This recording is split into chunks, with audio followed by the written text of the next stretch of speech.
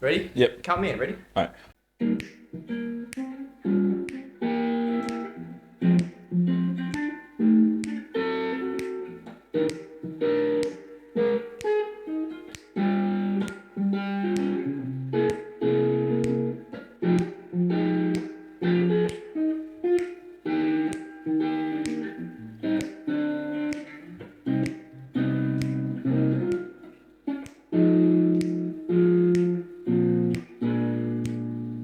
We'll just leave it there. Just leave it there.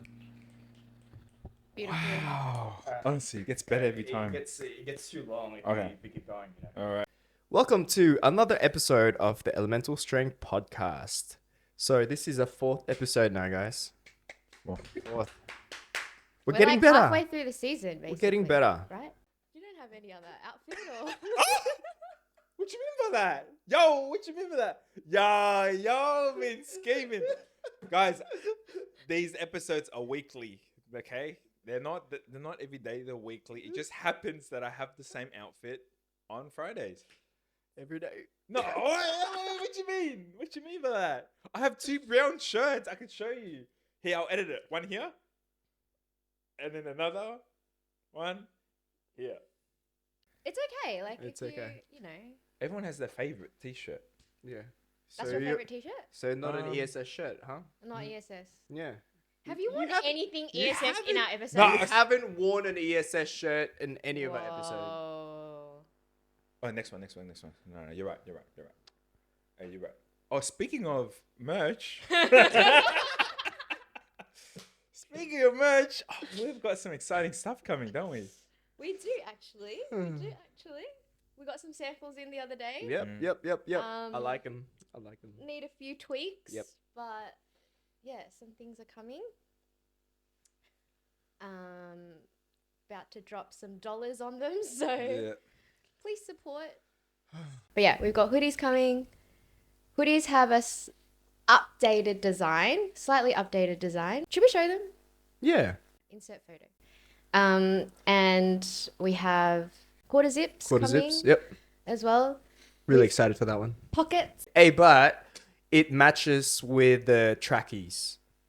So we also come out with the trackies. And it looks like if you get both trackies and the quarter zip, it looks like you have a uniform, an ESS uniform.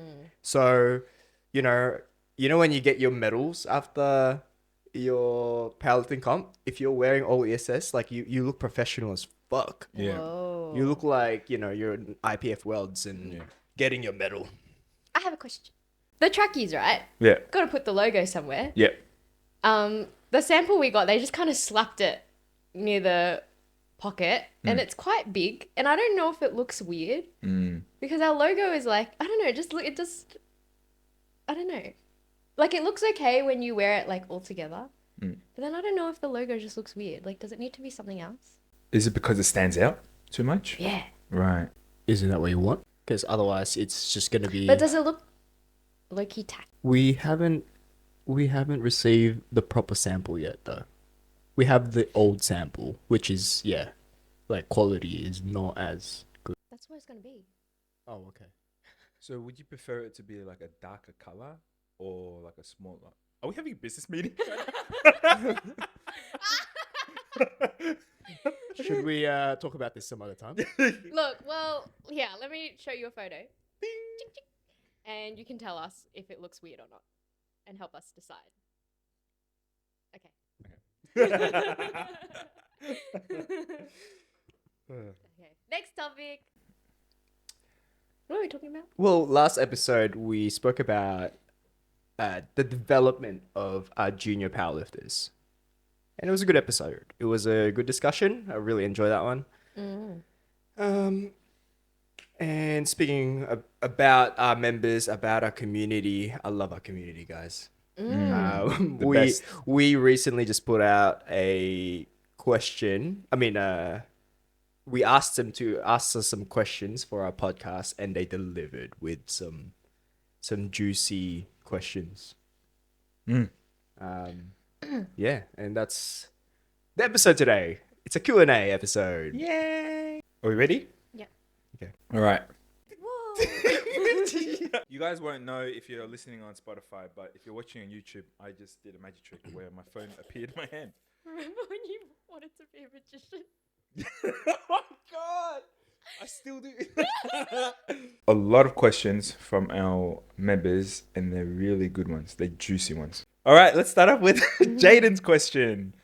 I'd love to get some insight on how you guys as coaches approach programming for clients with crazy work schedules like nurses and doctors who may have a lot of night shifts and therefore cannot train as regularly as they used to. Does this also change when a client with a busy work schedule is leading up to a comp? So pretty much a question about shift workers and how that might affect their training schedule, programming wise, or It's half of my roster. Yeah, actual. But I think this should be pretty fresh in your mind. I think we're having a discussion about this stuff, so Yeah. maybe you should begin with this question.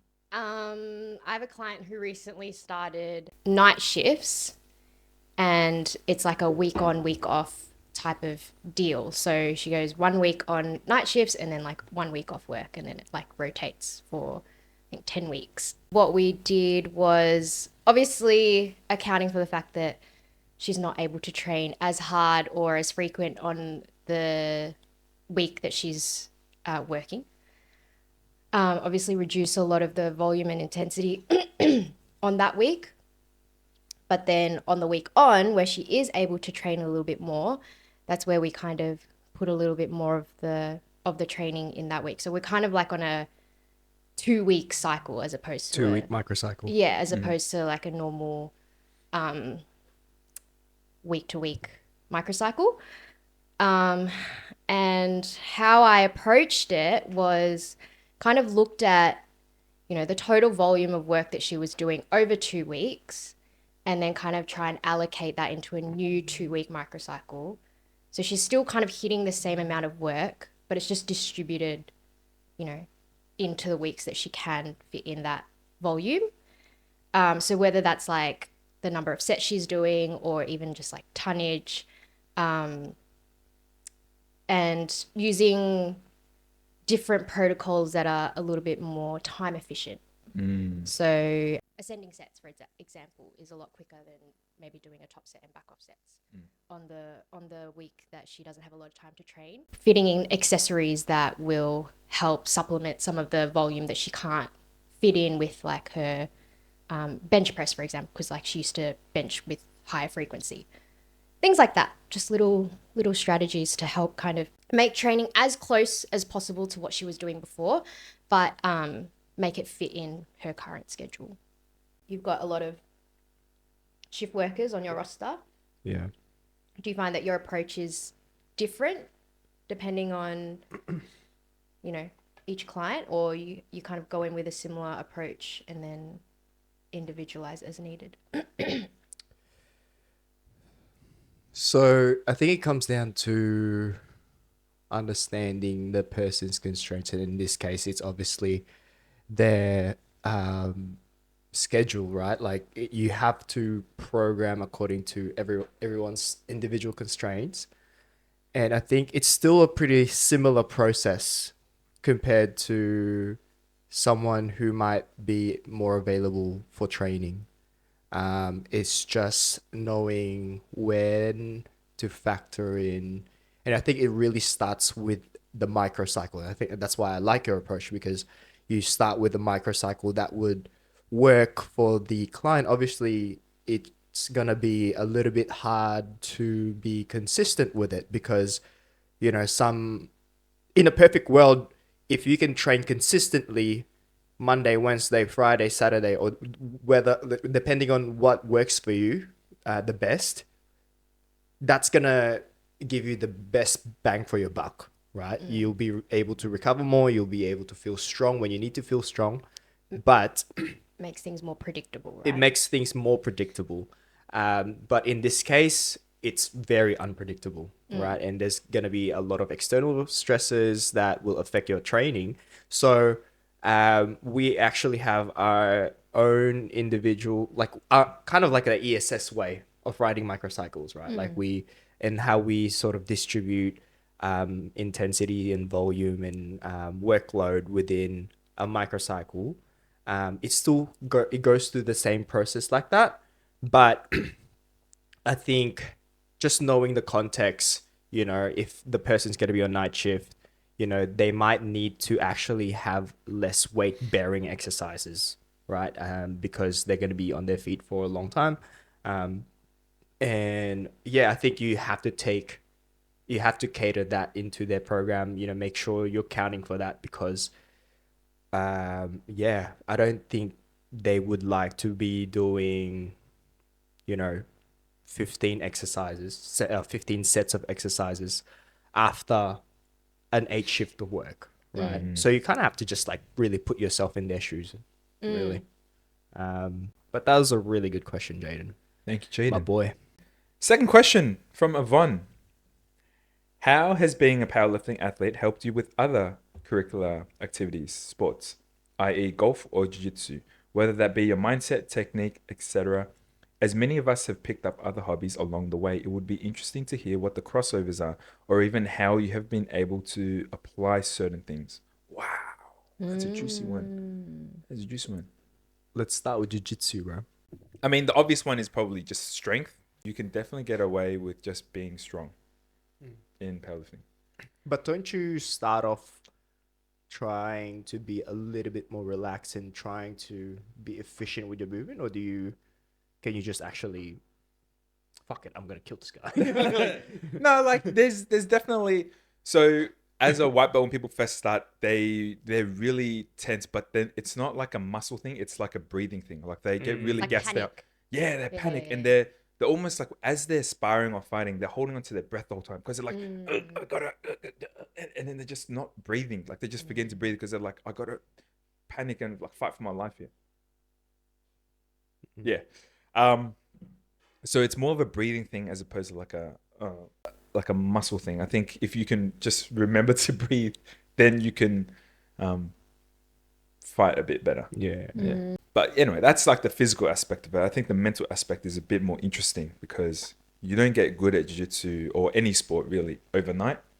It's like you chip away at it like little by little by little by little, and there'll be months where you feel like, oh, I'm actually pretty shit at this, but it's the chipping away and knowing that I'm getting a little bit better. I may not see the results now, but eventually I'll improve. What side quest are you on right now, Vinny? I'm on a pickleball side quest. Oh. I've only done it once, but it's fun. Yeah. It's really fun. But I think like it was easy. It's pretty easy. It was easier for me to start because I've done a racket sport before, so it wasn't like completely foreign. But golf is definitely something very, very foreign. And to be honest, it was just really good to like suck at something for once. Wait, that's really cocky. Yeah, that's nice. Yeah, that's. For those of you who aren't familiar, Vinning is the best at everything. Wait, Wait a minute. Sorry, wait. That's not what I meant. I didn't mean it like that. I just mean like I really suck at golf, so like it just feels nice to be like a beginner in something. Yeah, right. She meant it in a humble way. But also, I didn't mean it like that at all. But I think something that's kind of transitioned over. I feel like when I'm trying to say something nice about you. I'm trying to concentrate. Let me keep going.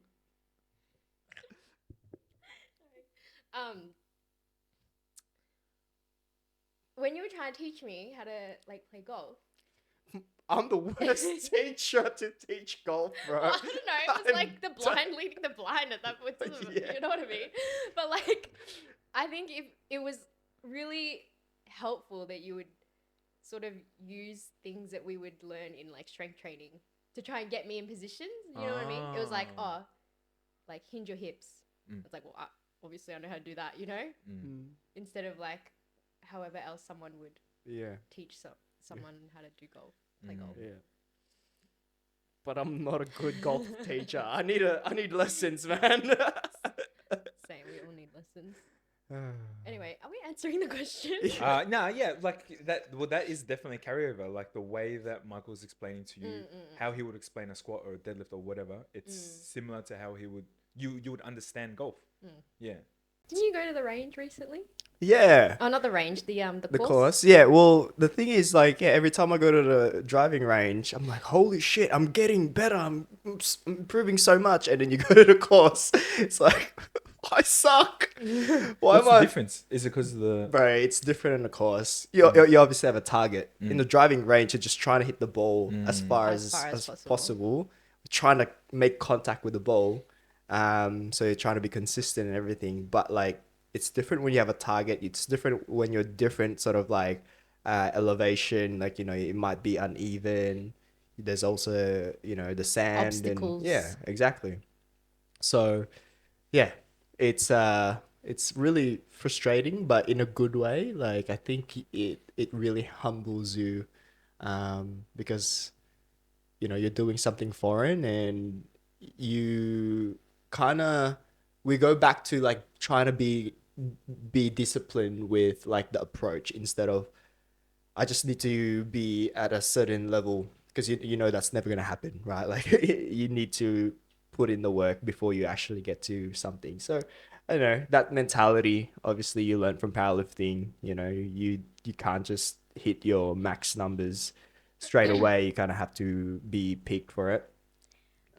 Yep. I think one thing powerlifting teaches you is like perseverance, because yeah, you think you're doing well and you think you're like starting to get the hang of things, and then one thing goes wrong, and then you're in the trenches for like a few weeks, and you don't know why things aren't moving as well as they used to, and then you just keep training, and all of a sudden you find the groove back again, and you're like, oh, okay, this is good. Yeah. And it's like always an up and down. Like I don't think any powerlifter can say that their progress or their feeling of their progress is always like in an upward slant. Like you always feel like you're going 2 steps forward, 1 step back. Yeah. And then that's just how you keep progressing, because at least you're still taking a step forward every single time, you know? Yeah. And I think, yeah, at the end of the day, with any sports, you're sort of always sort of seeking for that immediate gratification. And I just feel like what powerlifting teaches you, right? You can't just get PBs out of nowhere. So for example, with my golf swing, when I'm in the driving range, I'm trying to hit the ball as hard as I can, as fast as I can. But really, I just really need to slow down to understand the mechanics of my swing. Whereas like with powerlifting, you can try to move the deadlift, like the bar as fast as you can, but it doesn't necessarily make you a good deadlifter. It's not going to make the bar move fast as well. Yeah. You need to know how to build tension. You need to slow it down a little bit to make sure that you understand your movement. So I guess, that's a good sort of like parallel comparison between the two sports. Cool. Next question. Thanks for the question, Evan. Right. Evolve. This one's a juicy one. Yes. Juicy from Aaron. Sorry. As coaches, how do you guide an athlete through self-limiting beliefs about their capabilities? For example, someone who might always think they're not a bencher, or their long arms make them more suited for deadlifts. Whether they're right or wrong is up for debate, but surely having a mindset like that isn't conducive to actually progressing that lift. Is your approach to guide them through this in better programming, trying to alter the mindset through showing examples of people who have similar leverages, or something else? My goodness. Yeah. Well, actually, let's talk about that particular example that he gave with I'm not a good bencher because of my arms, right? I think I just want to say something about this, because I feel like this is actually really common nowadays. I just want to say that your levers don't define who you are as a powerlifter. Your approach does. Okay? So your levers, yes, some of the best deadlifters in the world have the longest arms. But I think, okay. Well, some of the strongest benchers also have the longest arms, Well, Like, that's right. I think yeah, that's why levers don't define who you are as a powerlifter. Your approach does, right? And I think we've definitely seen a shift with powerlifting being a little bit more anatomically and biomechanically literate, right? Like they're a little bit more up to date with the terms that we use for anatomy and biomechanics. And I think that's because of the coaches that are teaching lifters, certain techniques and, good coaching pretty much. But I think there's also a caveat to that. I think what happens is people tend to overestimate or overanalyze their advantages and disadvantages, and they put themselves into this narrative. They box themselves into this narrative that they're seeing someone who is a little bit more outside of that bell curve, who is actually, yeah, I have a long, arms. Their anthropometry is like, significantly disproportion, and they are more advantageous with one lift and disadvantageous in one lift, and they sort of like relate to that person, and then they often associate themselves in that, and they box themselves in that category. And I think that's a little bit dangerous, because yes, it is self-limiting, and especially if you are going to say, I am not built to bench press because I have long arms. I think you should reframe that statement and say, I have long arms and I have a huge range of motions. I just haven't figured out how to bench yet. I haven't figured out how to bench efficiently yet. I think that's a better take on reframing that statement, rather than, already making this self-proclaimed, self-fulfilling prophecy. Yeah. What about that? I think like in any sport, right? Everyone is going to have their own advantages and disadvantages. It doesn't matter what sport. Like, obviously, if you play basketball, you're going to have an advantage if you're tall over someone who's shorter. You know what I mean? But that doesn't stop, the 6-footers, the people in the NBA that are only 6 foot something from playing basketball. Like they play to their own strengths, and I feel like that's what makes sport, right? Is that everyone is an individual, and it's how you make the best of who you are as an individual to excel in your sport. So, yeah, it is self-limiting. And I know I am what is it? Culprit of this. We've all been, yeah. Yeah. Of like, man, I suck at Hashtag bench. poverty bench. Yeah. Yep. Hashtag poverty bench. But I think you need to, like, yeah, it's self-limiting because if you keep telling yourself that, you're just manifesting it, honestly. Yeah. And when you change your mindset and start to sort of respect yourself a little bit more, you'll actually enjoy training it a little bit more, and that enjoyment can actually lead you to more progress than just telling yourself you suck at it all the time. A good example of this as well, I was talking to Hung, let's talk about Hung again. Hung's been training for longer than we have, right? And I think it was the time when I posted the, stop over retracting your shoulder blades for bench press as well. And he's like, bro, I think I figured out how to bench. I figured out how to bench press. He's been training all these years. He's now starting to actually get his own technique. After all these years, he's like, I probably just need to stop over retracting and, allow my shoulder blades to retract more. And yeah, that tells you that he's quite elite. Like he's, going to IPF Worlds and, but only to this time that he's actually figured out how to bench press himself. And he's also, like a deadlifter who's got long arms, but I don't think Hung has ever said, I'm just a shit bencher. I've got long arms. It doesn't work for me. You know what I mean? So maybe I would use him as an example. I wouldn't necessarily use someone who is extreme. Like, look, this person has like such a long arms, but like, you know, and they can't bench. So just accept that. Like I would never do that. You know what I mean? I think to comment on also, sorry, this just came to mind, but to comment on the flip side of things where someone really identifies themselves with a certain lift because they are really good at it. So kind of like the opposite of you know, being negative about something because you suck at it.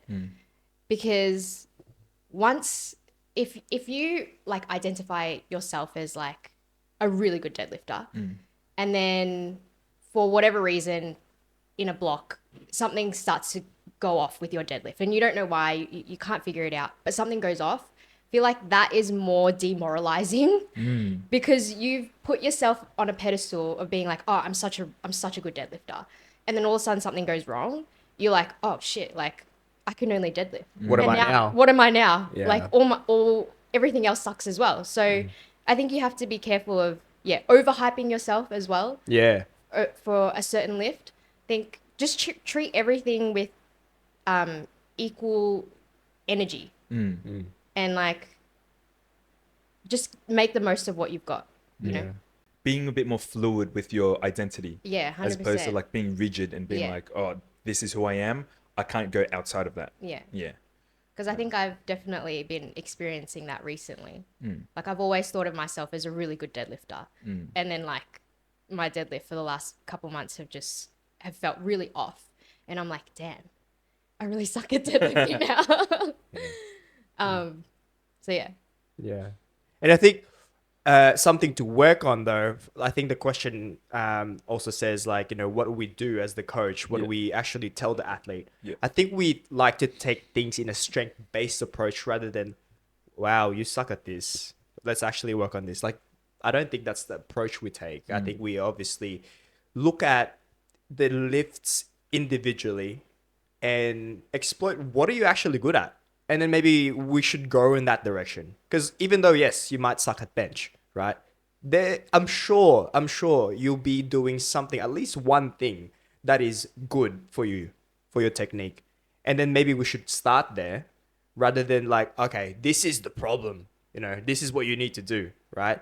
And there's nothing wrong with that. You know, you can also improve someone's technique like that. But I think the athlete will feel much more competent if they feel like they actually have something that they can hold on to. Okay, oh shit, okay, I'm not that, I don't suck that much, I guess. You know what I mean? I think that's a better way to start rather than like, fuck man, I gotta do all this shit. You know, I don't know anything about this lift. Yeah. What are your thoughts on that? Yeah. So get them to start feeling those small wins on that big problem. Right? Yeah. I think celebrating the small wins is definitely important. Thank you all for the questions. We actually have a lot Thank you all. more. What did I say? It was Aaron. Thanks, Aaron, for the question. We have a lot more questions, but we can't cover it today because of the time.